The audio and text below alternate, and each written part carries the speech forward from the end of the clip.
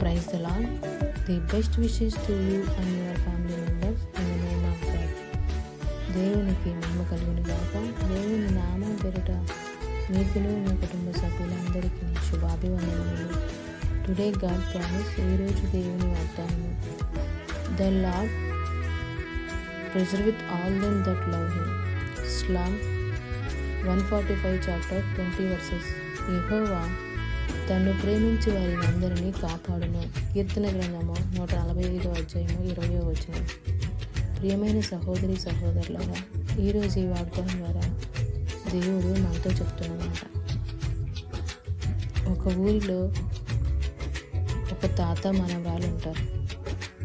ఆ తాతయ్య ఆ మనవరాల్ని తీసుకొని సముద్ర తీరంకి వెళ్తే అక్కడ తనతో కొంత సమయాన్ని గడపడానికి ఇష్టపడతాడు.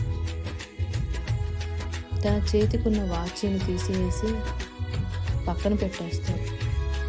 ఆ మనవరాలు, ఎందుకు తాతయ్య వాచిని అలా తీసివేసావు అని అడిగినప్పుడు ఆ తాతగారు చిరునవ్వుతో, ఎందుకంటే నీకంటే నేను గడిపే సమయము నాకు ఎంత ప్రాముఖ్యమైనదో నీకు తెలియచేయడానికి ఇదంతా చేశానని చెప్తాడు.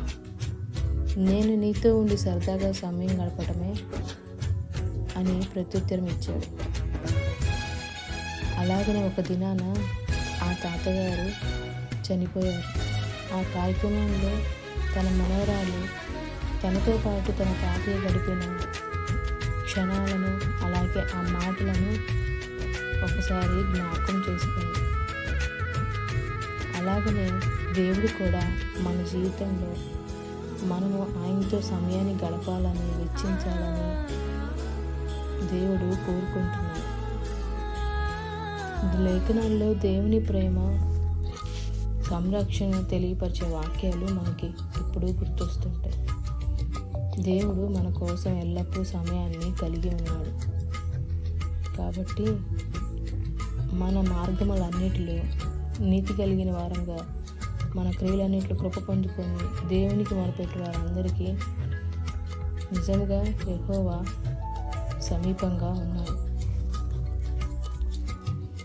దేవుని యొక్క మంచితనాన్ని, ఆయన యొక్క ఆలోచనాపూరితమైన శ్రద్ధ మనలను అనుక్షణము మనలో ఉన్న ప్రతి శ్వాసను, గాలిని భుజించే ఆహారాన్ని అనుగ్రహిస్తుంది.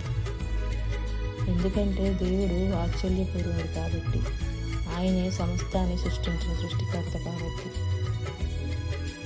దేవుడు మనల్ని ఎంతో ప్రేమించి ఎప్పటి తరిగిపోని ప్రేమగా, ఆయన ప్రేమ నిలిచిపోయింది. ఆయన ప్రేమ శాశ్వతమైనది, లోతైనది. అది కృపా సమృద్ధిని బట్టి ఆయన మనకు నిత్యజీవమును ఇచ్చాడు. దేవుని సన్నిధిలో ఆనందంతో మనం నివసించడానికి మన కోసం అనేక మార్గాలను దేవుడు తెరచిపెట్టాడు. ఈ దేవుడు ఇలాగ అంటున్నాడు, నేను నిన్నెంతో ప్రేమిస్తున్నాను, నీతో సదాకాలము ఉండటమే నాకు కావాలి అని చెప్తున్నాడు. ప్రార్థన. పరిశుద్ధుడా, ప్రేమ కలిగిన మా తండ్రి, మీకు ఎన్నో వందనాలు, స్తోత్రము. ఈరోజు ఈ వాగ్దానం ద్వారా మాతో మాట్లాడినందుకు వందనాలు. ఈ వాగ్దానం బట్టి నా జీవితంలో నిన్ను ప్రేమించి, నీకు సమయాన్ని వెచ్చించి, నీ యొక్క ప్రాముఖ్యతను మేము గుర్తెరిగే వారముగా, నీ యందు నిలిచి ఉండి మేమందరము నీ యొక్క కృపా కాపుదల్లో ఉంచి కాపాడబడే వారంగా సహాయము చేయమని నజరేయుడైన యేసుక్రీస్తు పరిశుద్ధ నామమున అడిగి వేడుకొని పొందుకొని ఉన్నాము తండ్రి. ఆమేన్.